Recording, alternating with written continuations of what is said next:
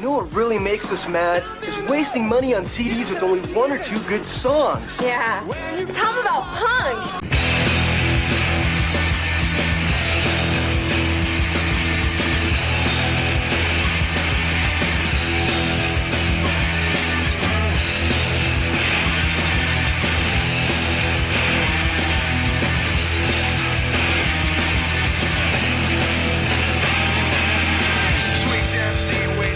What's up, posers? Welcome to Punk Lotto Pod. I'm your co-host, Justin Hensley. And I am your other co-host, Dylan Hensley.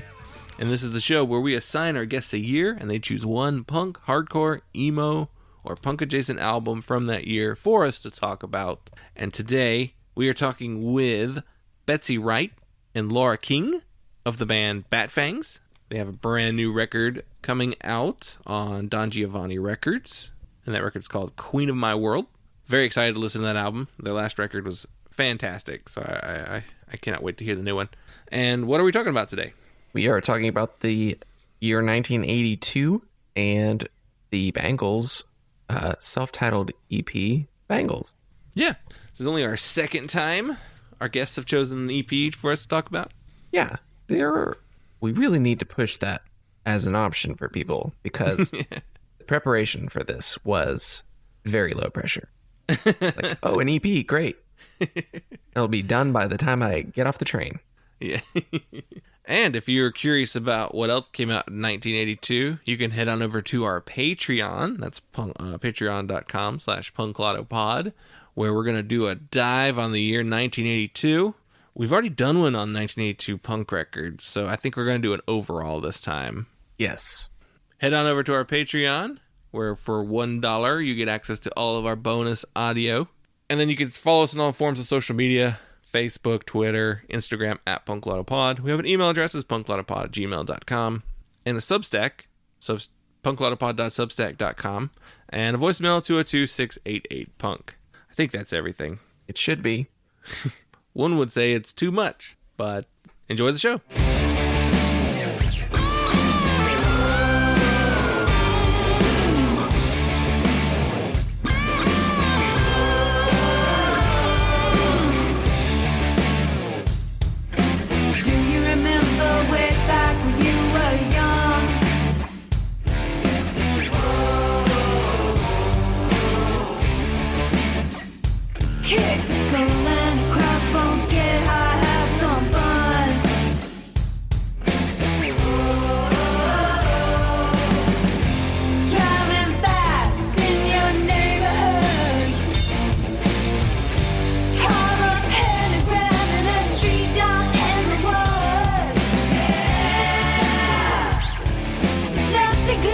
Just on the other side.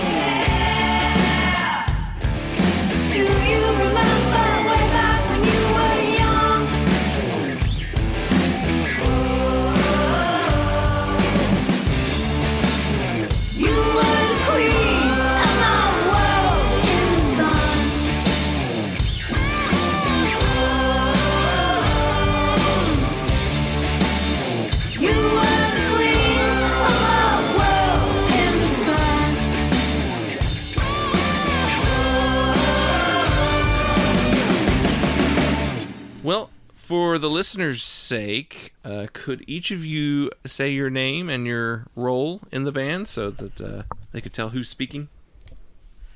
I'm Betsy, Wright, and I play guitar and sing. And I'm Lara King, and I play drums. And I guess I sing too. She sings. I sing. We both played some bass on the record. Mm-hmm. Awesome. Yeah. Bat Fangs have a brand new record coming out. As of this recording, it's a couple weeks away, but it's going to be called Queen of My World. So, how excited are you for it? We are Pretty excited.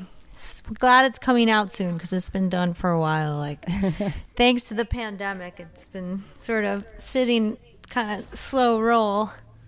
So Yeah, it's been on hold, waiting. Yeah, we've had quite a few people come on who are like, the record has been done for like a year, but due to everything slowing down and no shows, it put off the release forever. Yeah, and then the vinyl has been also backed up, so that's also a thing. Yeah, last I heard was like 12-month turnaround dang. time. That's a long time. I think it was 6 months 6 to 8 months or something when Yeah. we pressed ours. Yeah, it's gotten worse. Yeah, because we had it Yeah. wrapped up like last November, and we were hoping for a summer release, but then, it happened to come in the fall, which is actually fine. Yeah. It's You know, fine. it's great. It's around Halloween, Yeah. Bat Fangs, perfect for Halloween. Exactly. Yeah, I think was it Amazon and Walmart both got into the vinyl, like manufacture. Well, they're making their own editions of records now, and so that's really screwed up everybody's. Oh, Oh, well. no. I didn't know Times. that. Really? Yeah, That's a bummer. I know. Yeah, they should probably get into the production side of it. Yeah, make some new plants. Yeah. Yeah, they should. Invest in that ancient technology. So this is the second album. How was the recording process? Was it a lot different from the previous one, or more the same? Well, we started out the same because Laura and I went to our friend Mike's studio, Mike Montgomery's studio in Dayton, Kentucky, where we did the first one. And we did like all the rhythm tracks, and rhythm guitar and the drums, and that was all done. And then we were supposed to go back on March 21st or something, 12th. And then like the day before, we were like, should we go? Things seem like they're getting weird. Like March 12th, 2020. We're like, things are weird. I was in California. She's in North Carolina. I was going to fly.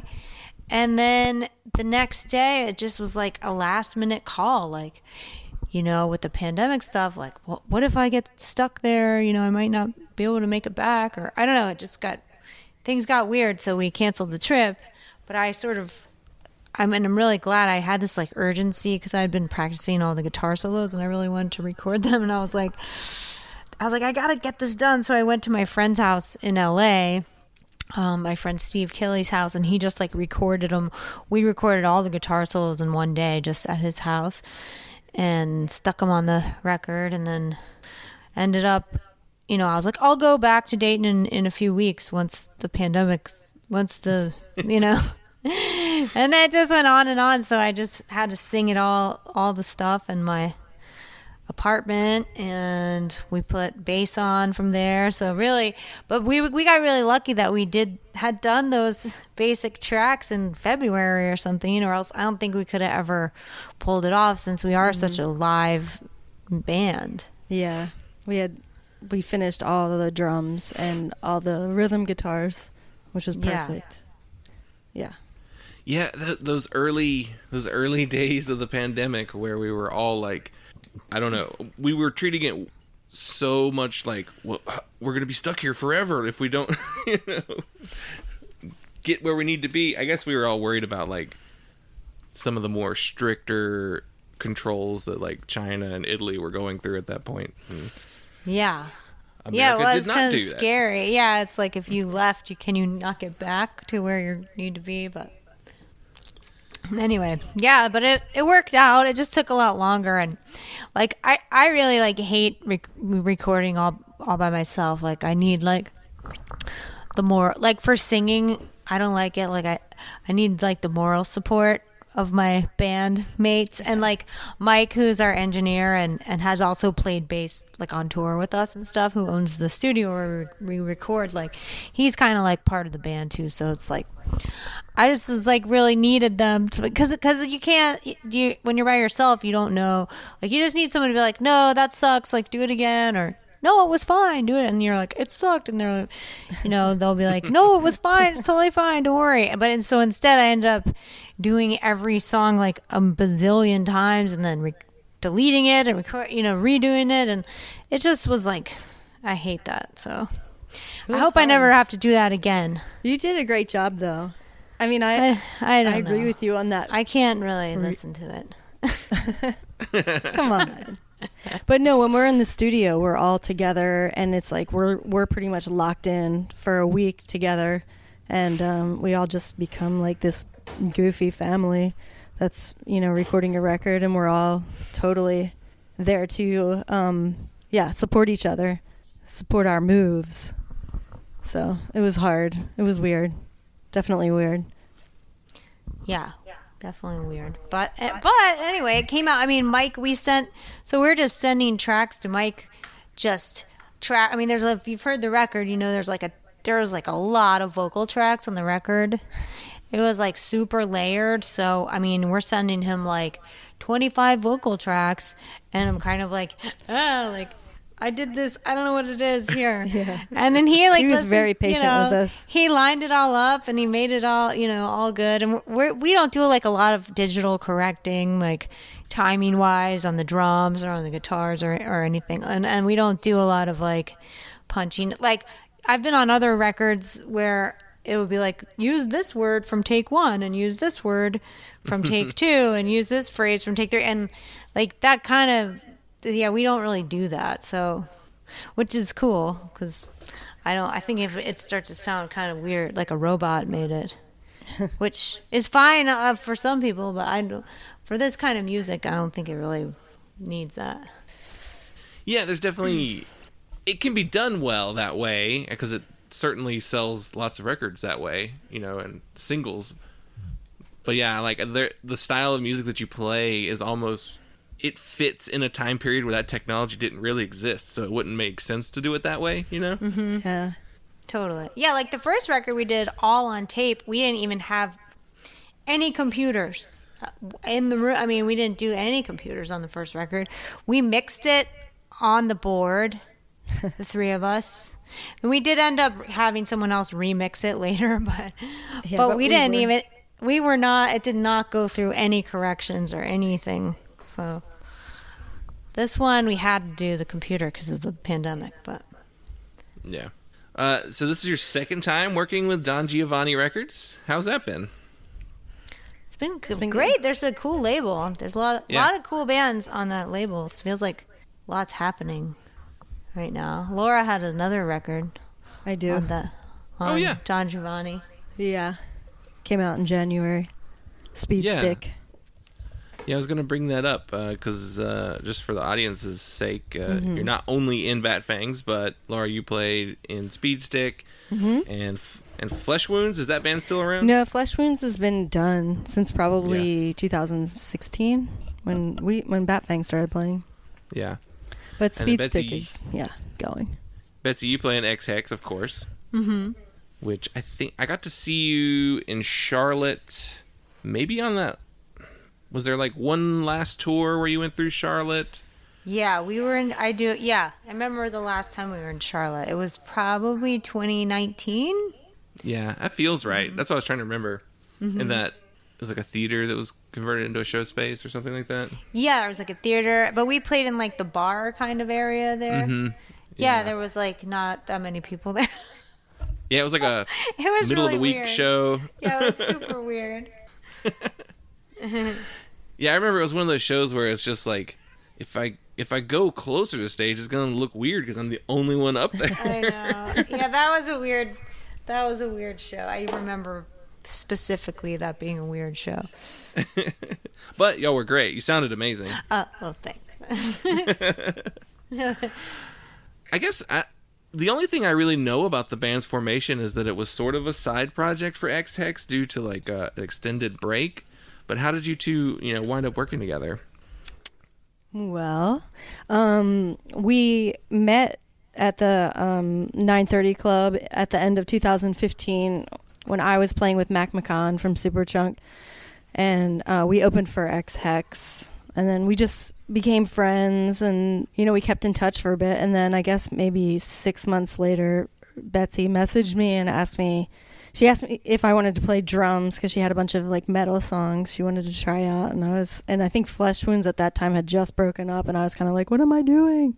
So I was like, yeah, I'm on board. Let's do it. And she sent me a bunch of like demos, and they were really good. And I was really into the style of music because it reminded me of the stuff that I grew up with, and it's really fun.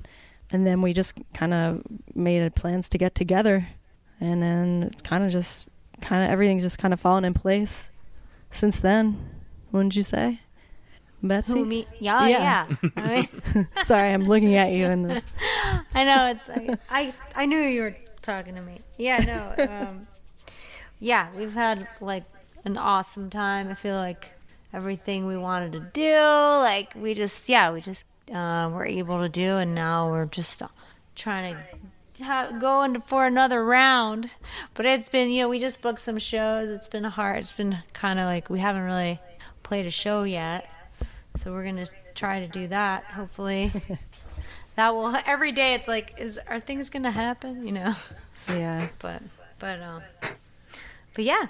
I mean, at least we finished the record. It's coming out. It's cool. Yeah. I saw those shows coming out. There's like a bunch in October. Well, most of them are November, December. You have one in October. Mm-hmm. Yeah, one in October. So, have you played any shows at all in the last 2 years, basically? No. Yeah. Nope. Not anything. I guess Laura just played some shows with Speed Stick, so you were on stage, but I haven't done anything like that. Yeah. Yeah, I just played my first shows in front of people just this month. How was that? It was weird, but I was like more nervous than I usually get. But I don't know, there seemed to be a different kind of energy going on in the crowd. Like I think people are just so starved for seeing shows now that they're just really into it. So you could feel that energy and just go with it. It's pretty cool. But it was weird with, looking out and seeing everybody wearing masks, and I was wearing a mask, and I mean, it's for the best, but it's just not what we're used to. Yeah. Yeah, it's definitely strange. I've been to one show in the last couple months. That's the first show I've been back to. And I've got another one in like 2 weeks that I'm going to go to, but it's almost weird how little communication has happened with some shows too, because it's like, is this still happening? Like you almost don't even know until like 2 or 3 days before, for sure. Yeah. But you don't want to get your hopes up, but then again, you have to hope for something. So I don't know. Yeah. Definitely. Well, I'm definitely hoping these shows go off. Oh, no problems. And Thanks. Thank you. I saw you've got two in December with Darkest Hour, which Yeah. that's such a amazing combination. It's a weird combo, but it also kind of works too. It's a winning combo. Yeah. Well, there's a couple of links. First of all, Aaron Deal, who plays bass with us, when we play shows a lot of the time, is also the bass player for Darkest Hour. Nice. So we get the privilege of having like an actual metal guy in our band. Yeah. And then Mike Schleibaum, who is the guitar player for Darkest Hour, is like, we're all from DC or Virginia, me and those guys, and so I've been hanging out with them for like a while, and me and Mike get together and play guitar. Like, he's really helped me a lot with guitar stuff. He's kind of like my like little guru. Like, I go over there and we'll jam on stuff, or we'll both pick a solo that we want to learn, and we'll learn it, and then we'll get back together and play it. And We were like playing this like Scorpion song together recently, trying to do the guitar harmonies. So anyway, yeah. So it is like it's like a weird genre crossover thing, but like, yeah, I don't know. Those guys are amazing. They're so good. I just went to their show the other night, and I was like, these guys. I'd rather see these guys any day of the week than like some indie rock band. You know, they really kick ass. Yeah, I saw that pairing and I was like, Harrisonburg is only 4 hours from me, I think. I might consider going to that just because I love both bands. So like, I was like, this is a really fun combo that you're not going to see regularly. So. Oh, that's cool. You're a fan of Darkest Hour. Oh, yeah. Cool. Well, let me know. Sure. Yeah, it's sold out. So let me know if you want to come. Oh, no. Okay. Well, I didn't look at that. Well, they're popular in Harrisonburg because of they all like went to JMU. Oh, so okay. I was wondering why that show was there yeah, it's like a thing in here. Yeah, yeah. That makes sense. Yeah. Well, I might be having to buy some scalp tickets then. I might be able to help. Let's see. We got a little time. Yeah. Well, awesome. I'm looking forward to hearing the new record. Everyone should check it out. The second it drops, I think this episode comes out before the record is out. So get it from Don Giovanni. You know, all the usual places, Bandcamp, Spotify, all that good stuff. But let's get into the rest of the show. So, premise of our show is we assign our guests a year and they choose one album, punk, hardcore, emo, or punk adjacent, from that year for us to talk about. And before we get into the record you chose, let's talk about what came out in 1982. Was there anything that either of you were considering talking about before you made your selection? From the list here? Yeah, or just 82 in general? Well, when I looked through your list, on the first couple pages, like the Misfits record stuck out to me. Walk Among Us. Yeah, the Flipper record stood out to me. I really like that record. And the Gun Club. Oh, yeah. Gun Club. Yeah, Psychedelic Furs. Kate Bush. That Kate Bush record is really crazy. Combat Rock. I mean, and the Bad Brains record, too. It seems like a big deal. Right. Gang of Four. Yeah, I haven't heard some of this stuff, and I listened to it, and some of it was really cool. Some of it was different. Like orange Yeah, I mean, juice. this list is awesome. I like, yeah, some of the stuff I was like, oh, wait. I was like, I want to check that out. Yeah, there's... The site that we use is it's pretty in depth as far as like what it collects and accumulates together, and yeah, looking at like this first like page of results, it's pretty heavy as far as like big records like Pornography by The Cure, like you said, the self-titled Bad Brains, Milo Goes to College, Plastic Surgery Disasters. Dylan, was that the Misfits record you listened to a couple days ago? Yes. Yeah, that was the one we talked about on our Patreon. Yeah. It's fun. Yeah, it was a good year. Yeah, I was in a Misfits cover band with Mike from Darkest Hour one year for Halloween. So I was like, I really got to know all those songs, and I really loved them. So I was like, oh, that's like, I really love that record. The first band I was ever in covered Skulls, so that was cool too. I was like, oh yeah. Yeah. Yeah, I think the Misfits are just like a perfect little gateway for people to get into punk. Like, there's the tongue-in-cheek, like, goofy sense of humor they have, and strong melodies on a lot of those songs. Yeah, because it's got the like punk aggressive stuff, but like, but Danzig is such a good singer that he's like a crooner, so it's like you don't have the like if you compare that with the Bad Brains record, it's like. It doesn't feel, it's like much more melodic. It's much more poppy. It doesn't feel so like aggressive, you know? So it's like, it's a little bit easier to take, I think. Yeah, like the Bad Brains record is like probably more technically impressive. Just like it hits way harder in a different way. But yeah, the melodicism, like there's some there to sing along with, but it's more like rapid fire, you know, like punching out all the lyrics there. Yeah, definitely. Yeah, I mean, definitely the guys in Bad Brains like can play the Misfits guys under the table, but but if I was gonna pick one to listen to just on a regular day, I would pick the Misfits because it's not so fucking intense. Yeah. It was like the DC hardcore stuff. Sometimes I'm just like, okay, like settle down, guys. Like, Dylan, if you were the guest on the show, what record would you make us listen to?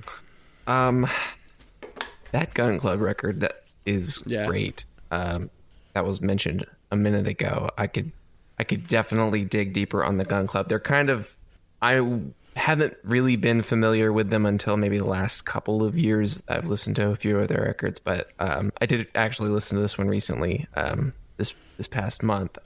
It's such a good record.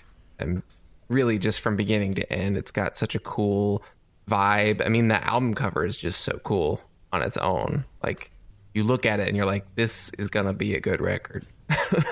And it really does pay off. Yeah, I was trying to remember what other records we've covered from 82 before. We did talk about that Crass record, Rice. We did Flex Your Head, the comp. Mm-hmm. Did we do Wild in the Streets? Yes. That so was an early one. Yeah, very early on. Yeah, so we've touched on 82 a couple times in the past. a lot of good stuff. A lot of cool. I mean, a lot of these. It's funny. Like a lot of these records. Like I was kind of like looking through them, and I listened to a few things, and like the Surf Punks or whatever. I listened to like the Kate Bush record, and then I listened to the Bad Brains record, and I was just kind of, and everything. Everyone is just spazzing out the whole, and even the Bangles records. Like everyone's just kind of like freaking out. I don't know if it's like cocaine or what's going on. Like, yeah. I guess if you look at that, like, is there anything that's like kind of mellow? Kind of chill. I mean, I guess the Cure one is different. Yeah, Maybe. Cocteau Twins. I mean, but even that Cure record is like, it's pretty like, tense, and like really like.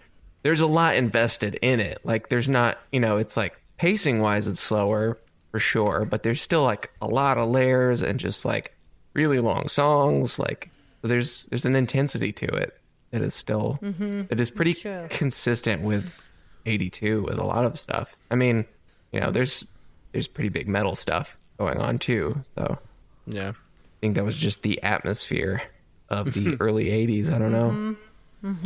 That intensity. Yeah, we had Reagan was president, so nobody was happy. Yeah, And- I was like, maybe that Clash record has some chill stuff, but I just noticed that Flock of Seagulls record. That's probably kind of maybe on the chiller new wave side. Yeah, I love that record. It is probably a little bit more calm. Does that one have the Space Age Love song on it? Yeah, it is. I love that song. Yeah, they're an underrated. I don't necessarily say that the band is underrated, but that record is underrated for sure. I haven't really dove into the later discography to tell if Yeah, I don't really know anything. much by them. There is a Avalon by Roxy Music. That's a pretty chill record. That is very chill. And yeah, I'm looking at the Susie Sue record. That's not. Wow, Sid Vicious played drums. I didn't realize that. Okay, so.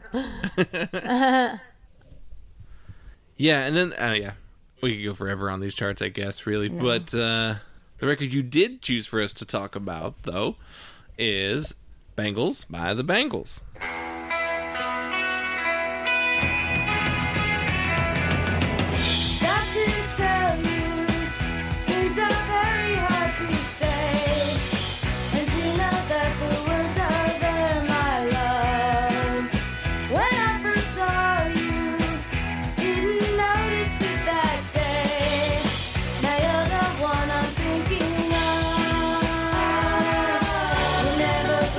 Down. change, oh yeah. If I was insecure, that was yesterday, now I'm sure. So sure. When I was a little girl, Bangles. The Bangles. So, you're the second guest we've had choose an EP as your selection. Huh.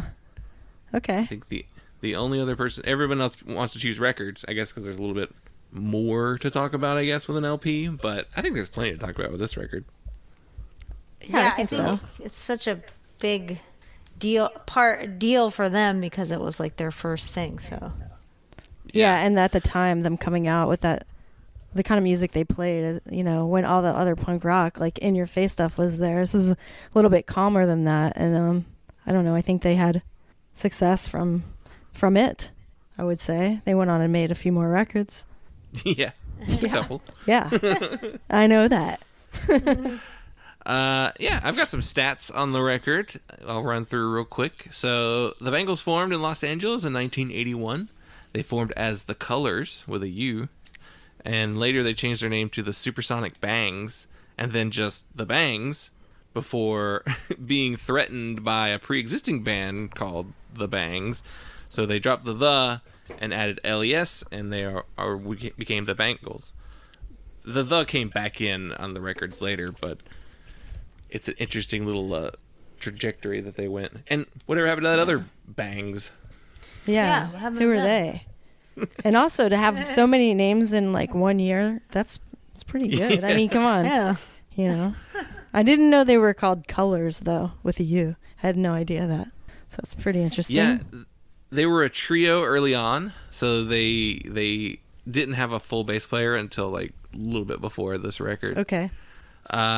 This EP came out on Faulty Products Records, which is an imprint of IRS Records that also released their own albums. And then later the record was reissued on IRS. And this is the first EP by the band. There was a single previous to this.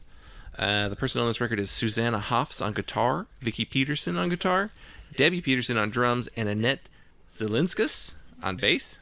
I think I got that right. Sounds right. yeah. She left after this, I guess. So Mm-hmm. Yeah, she left right after this one to join the band Blood on the Saddle, which was a cowpunk band that released albums on New Alliance and SST. Okay. It's kind of an odd...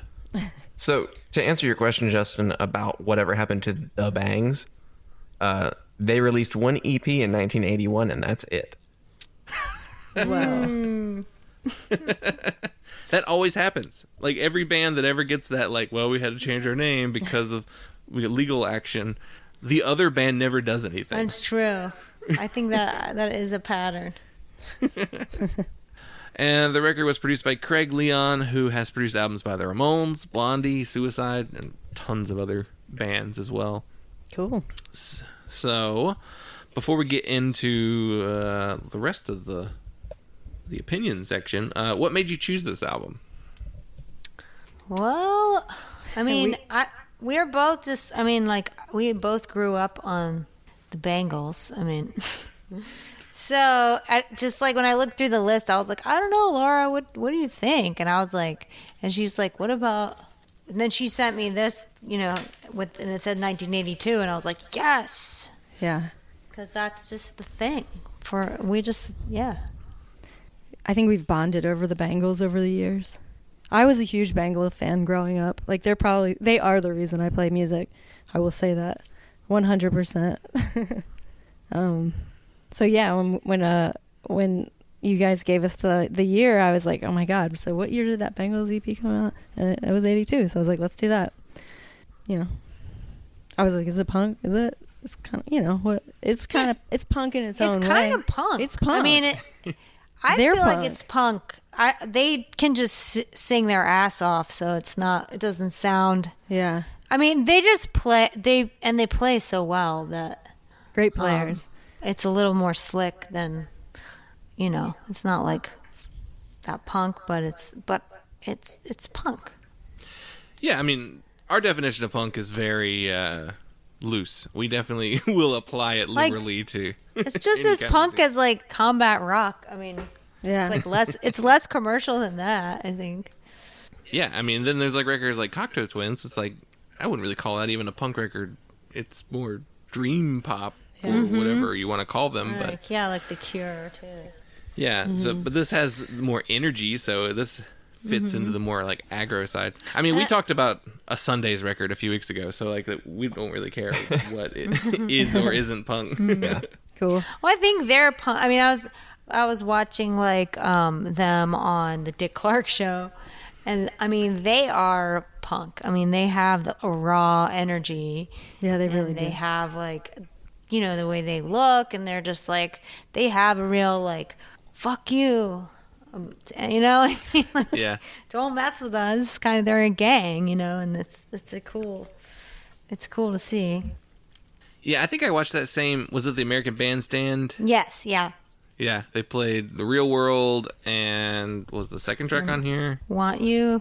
Yeah, or third track. Yeah, I've not watched much Dick Clark material or you know stuff over the years, and I was kind of intrigued by that video because I was like, wow, he's like really getting into like the discussion about like why is LA doing so well in music right in that moment. So Yeah, I thought it was cool. I definitely wrote him off more as just like a standard TV host for a music show, you know. But he definitely knew what he was talking about for sure. I've seen Yeah, him- he better. He had X on at one point. I've watched that footage. Whoa. Oh my and that the interview with them is like he knows about them. Like he's like Yeah. he's prepared for this interview. He's not just like, haha, you're a punk band. Like he's They he didn't seems freak to him actually out. know. Yeah, he seems to get what they were going for and like I mean, X is probably a little bit on the more relatable side for Dick Yeah. Clark than That's true. Fear would have been or anything like that. Well, cool. Dylan, I usually ask, what were your feelings on the Bangles before listening to this EP for the episode? I mostly knew the hits. I mean, for sure knew the hits. Always really enjoyed hearing the Bangles on the radio whenever they would come up. They've been kind of a band that I'm like, there's more to them than their hits. Like I knew that. And they're just kind of one of those bands on an endless list of bands that I'm like, I need to get to know more about them, and just like, this is that opportunity. Yeah. We've talked about the Bangles a little bit previously with Anne on the IRS bracket episode. So yeah, I like the Bangles. What record were you guys talking about? The other record, the next one? Just generally talking about the band. Okay. Yeah. Yeah, we did. We call them bracket episodes, where we basically do like a tournament of. So that for that episode we did IRS records. So we just like pitted bands that released records on IRS against each other. So like it wasn't so much like in depth on specific albums, but it was just more of a, who do you like better, the beat or the Bangles, Right, yeah. that kind of thing. Fun. Cool. So yeah, we haven't really done like a full dive on any of their records. Yeah, I guess everybody's first introduction is, well, I won't say everyone's first introduction, but most people's first introduction is probably Walk Like an Egyptian or one of the other big singles from the actual LPs. I do own their first two records on vinyl, so I was already like, oh yeah, the Bangles are way better than their pop culture standing. Totally. Yeah. Yeah. Definitely. Yeah. Yeah, They're like the Beatles. They're like better than the Beatles. I would listen to the Bangles over the Beatles almost Exactly. every day. That's So. what I'm saying. I Their don't first disagree. record all over the place is great. I really like that I mean, record a lot. the Beatles' influence is very noticeable, Yeah. but I Very really heavy. like what they did with it. Well, they always talk about how much they love the Beatles too, so that makes sense. Yeah, and they have that song like going down to Liverpool. Mm-hmm. It's really To do nothing. hilarious song. but those harmonies. I mean, there's what's the song on here? It's like I'm in line. It's like the same. It is Taxman. Yeah. Basically. But yeah, I'd rather listen to this than Taxman, I guess, at this point in my life. Yeah. But. Yeah, I definitely was like, wow, this sounds just like a Beatles song with maybe some like Beach Boys harmonies kind of in there, not like quite the falsettos, but the arrangements. Yeah.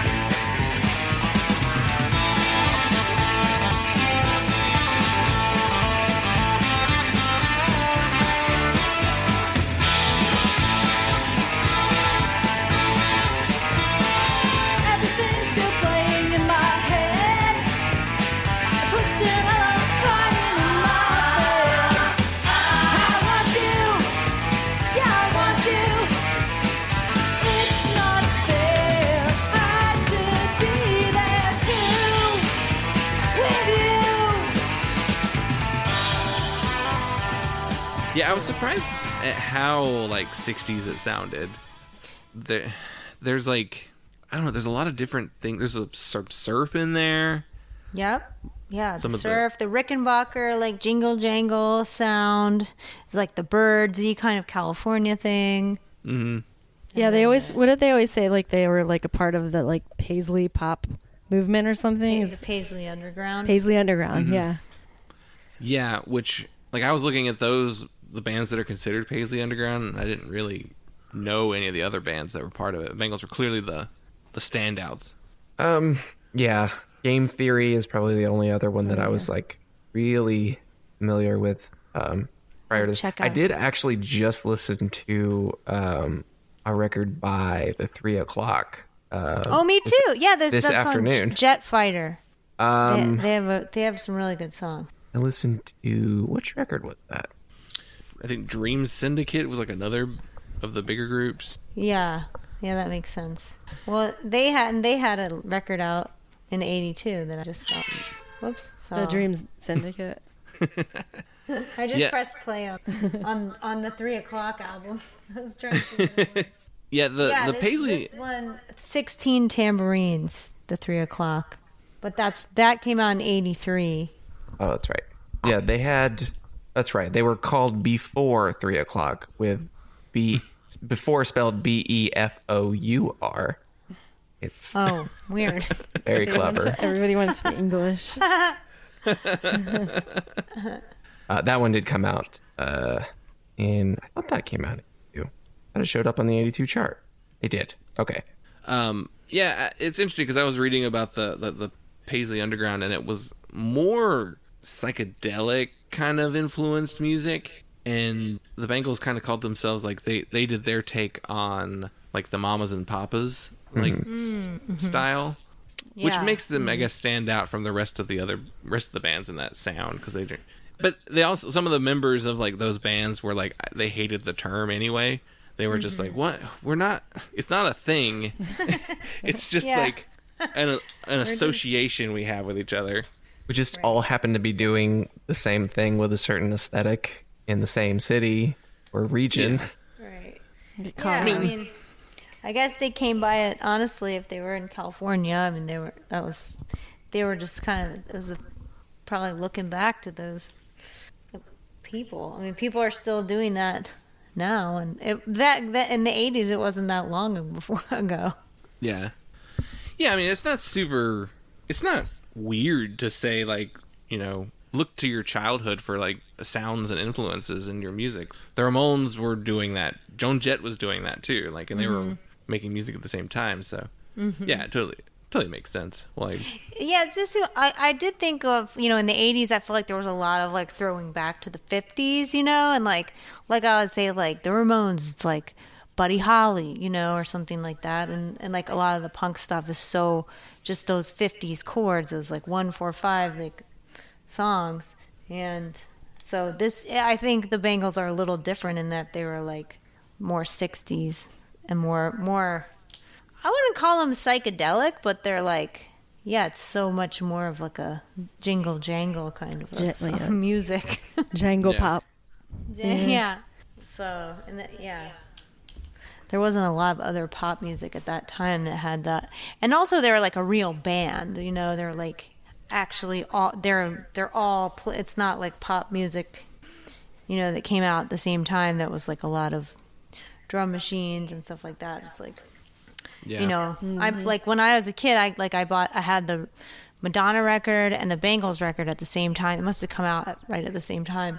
And I had them both, and it's like they're just the thing I always noticed about the Bangles. I was like, they're like a band, like playing to get music together, Yeah, there's like no synths on this record. There's like some piano in there, but like It's a harmonica. Yeah. Yeah. It's cool. Yeah, so they're definitely like kind of breaking a little bit tradition with what was like popular. Though their later stuff would incorporate more like synth and like electronic drums and stuff like that too. So they weren't against it. Right. They probably just didn't have the budget for that kind of stuff on this first EP. Yeah, it wasn't late enough into the 80s. It was really just raw. Just them at their core. Yeah.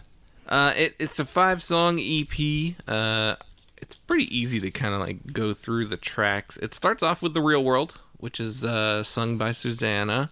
I feel like it's probably the strongest song on the whole record.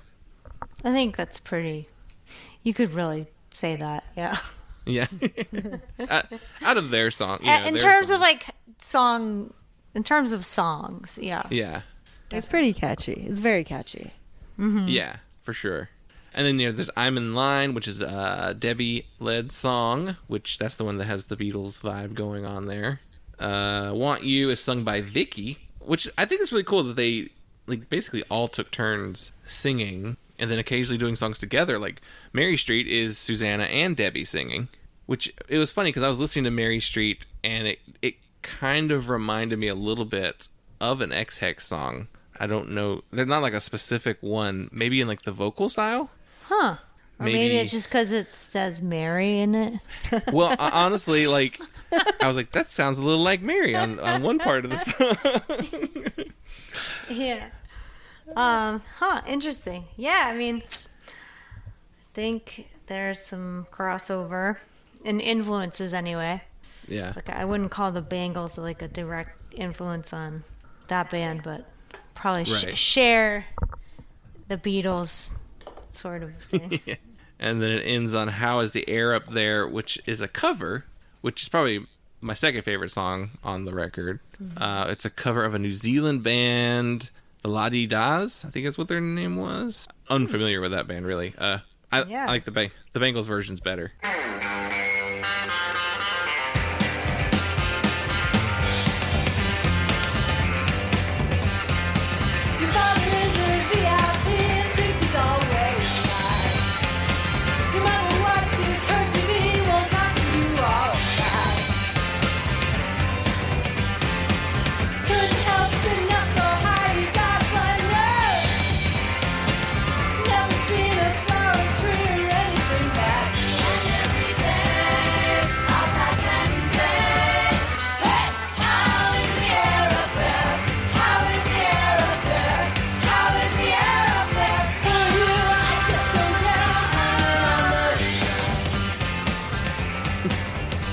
Because like the other band sounded like a Rolling Stones kind of wannabe band.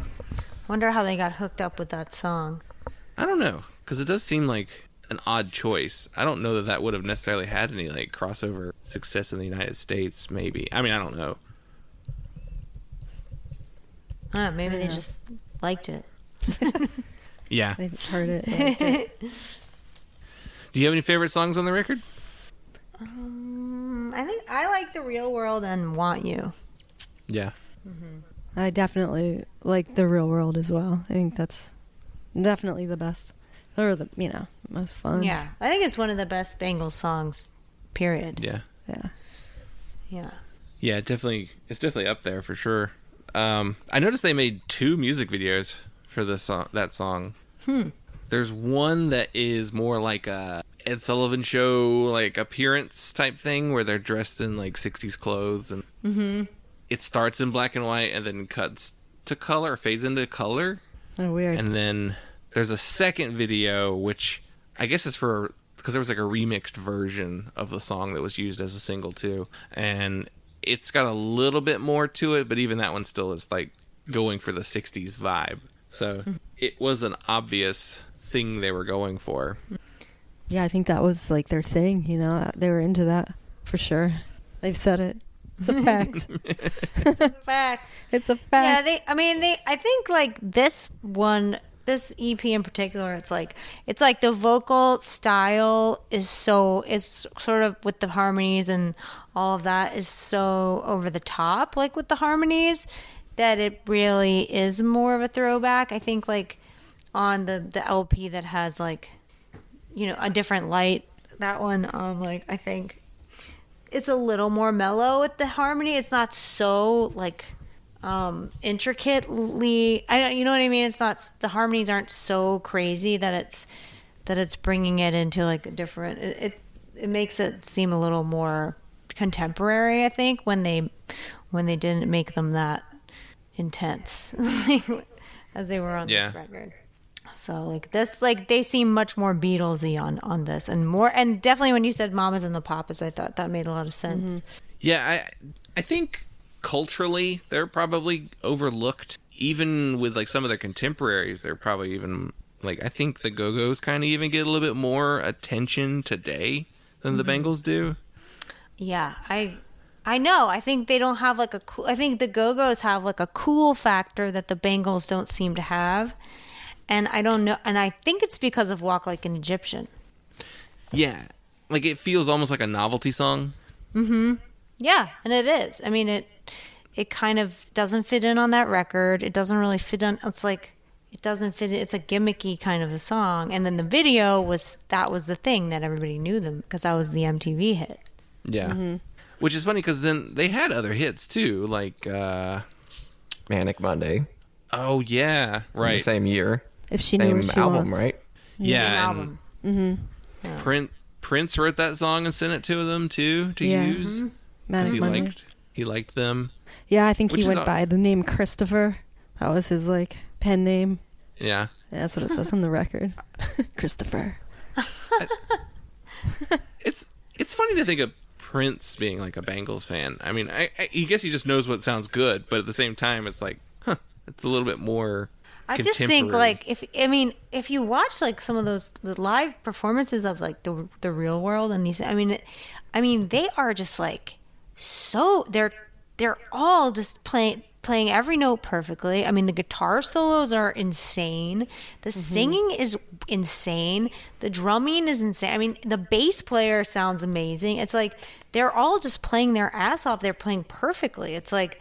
And they look like they're having so much fun, and they look so relaxed, and they look so cool. And it's like there just really wasn't like an all-female band right at that moment that was doing that, and just making any other bands that were making that kind of music, on that caliber.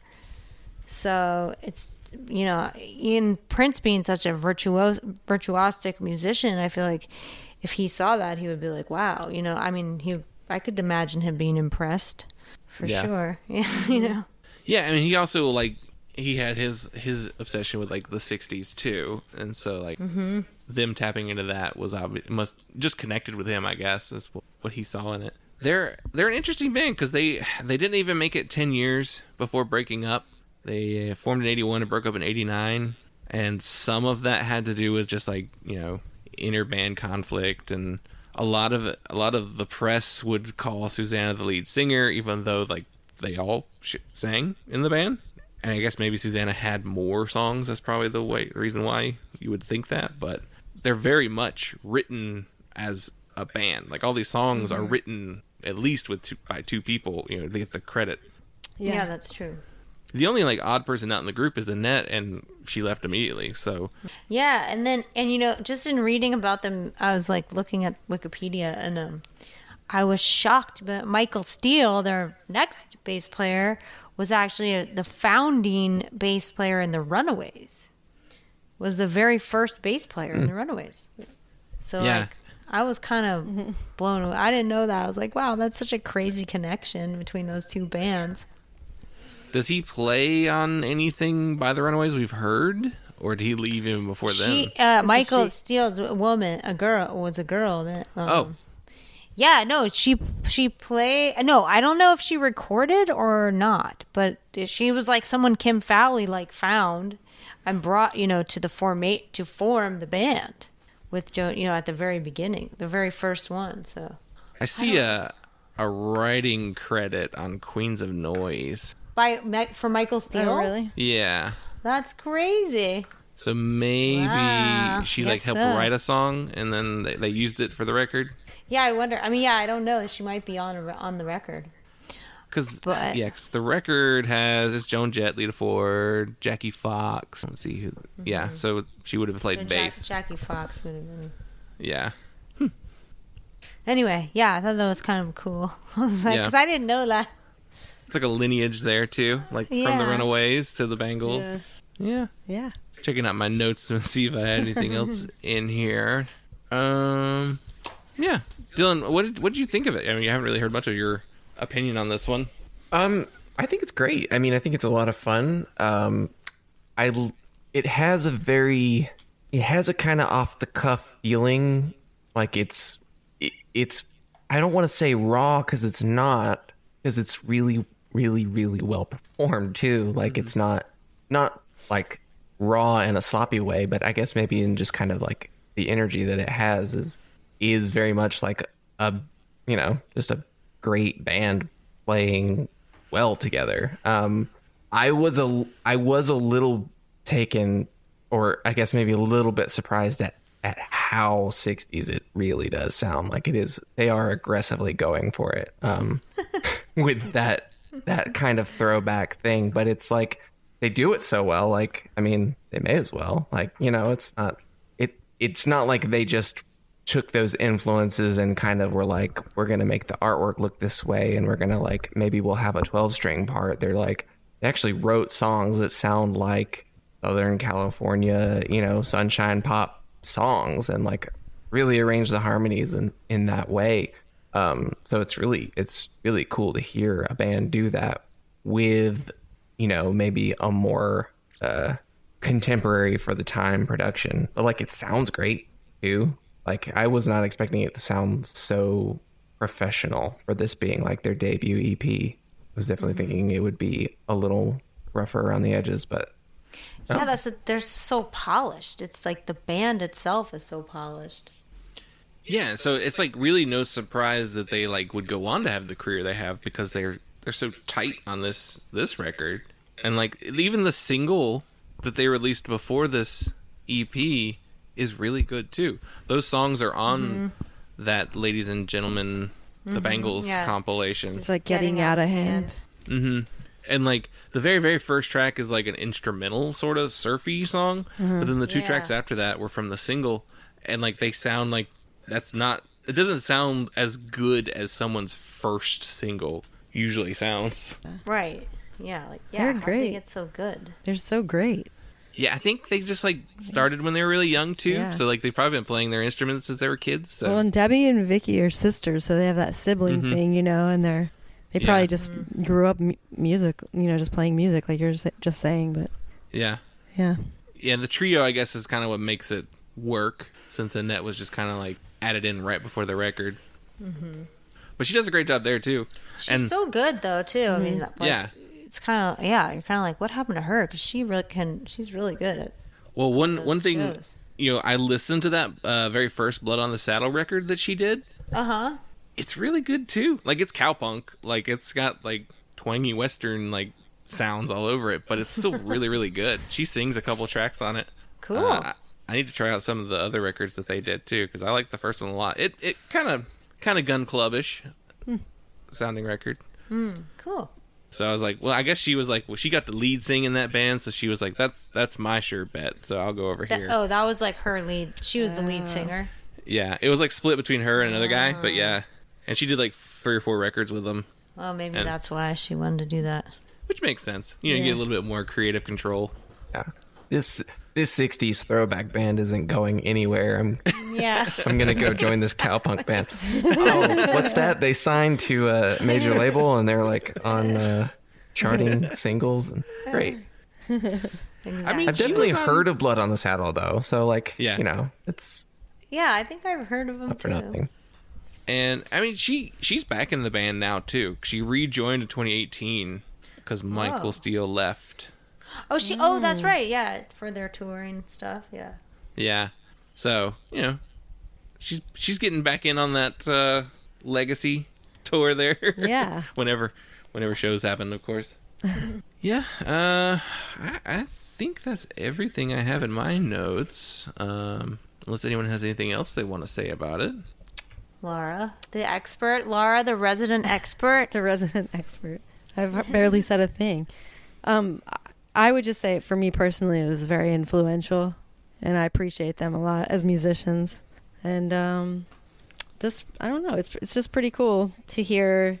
When I first heard the Bangles, it was probably that record, Different Light, and then I was like, I loved them so much, so I was like, went to the record store all the time after school and would just buy whatever I found. And then I found All Over the Place, which was our first record, and then I found this. And I was like, whoa, what is that? Because I didn't even know that existed at the time. And it was just like a huge surprise to me. I was like, what the hell is going on? I love this. I mean, I was probably like 10 or 11 when I discovered that record. But I don't know. Bangles, they were just very influential for me. Yeah. Yeah. I I've think seen them. Sorry, Betsy, good. Really, I think Yeah, they're these good songs songs. really kind of show off. I mean, even though like the songs themselves, like besides Real World, like might not be super strong in the songwriting department in some ways. Like I think they were sort of just like, imitating stuff a lot, and then I don't know, the song they don't grab you kind of like. Like some of their later stuff, but I think that it's just like the way they're playing and singing is just like, I mean, it's like out of this world, and then the performances on those shows that they did back around this time period was just like out of the gate. They just have so much energy and so much talent. Yeah, that American Bandstand, they said that they like went on tour with The Beat right before like they were on on Dick Clark's show. So I mean, I imagine seeing like The Beat and the Bangles on the same show. That had been like a great, like fantastic show. Yeah, like could you imagine if you went to a show and you didn't know who the Bangles were and they were like opening for that band, and then they like came out and played like they did on American Bandstand? I mean, I would just been like, holy like, I mean, their bands are not that good now. I mean, I've never seen a band that good. It's like the Beatles. They're better than the Beatles. That's all I gotta say. The Bangles. Better than the Beatles. Yeah. I mean, watch those Ed Sullivan Beatles performances. They're definitely not on the same par. Exactly. Well, awesome. They've got energy, but it's not, it's not focused enough. Right. Seems like a good place to end.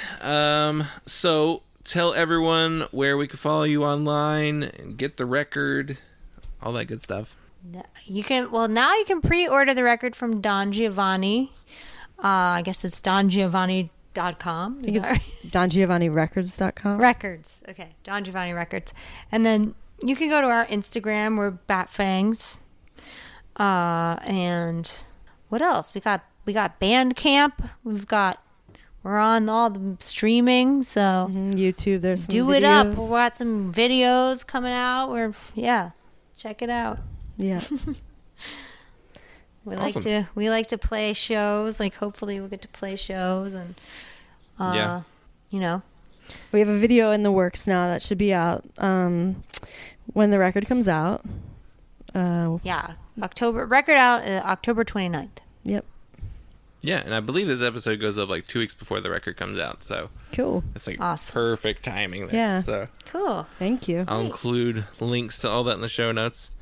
Awesome. Very last thing, we like to ask all of our guests to shout out a nonprofit or a charity they'd like to bring some attention to. So, do either of you have one? I think Laura has one. I do. There's this specific one I would like to shout out called SavingGraceNC.org. It's a animal shelter and rescue here in North Carolina, and I've gotten 2 dogs from them, and they're really sweet, and they take such good care of the animals, and they bring like dogs that are just completely emaciated and bring them back to like just themselves, and they're beautiful creatures. Anyways, they do a great job, and they work their asses off. Seriously. They have so many volunteers, and they're just like, they're amazing. And I love dogs. No, I just sounded like that I love turtles kid. Jesus. I like turtles. Anyway, Saving Grace and see. I'll make sure to include a link to that as well in the show notes. So Thank you. Thank you. thank you both so much for doing the show. Thank This you was a lot of guys. fun. Yeah. Thank you guys. Nice to meet you.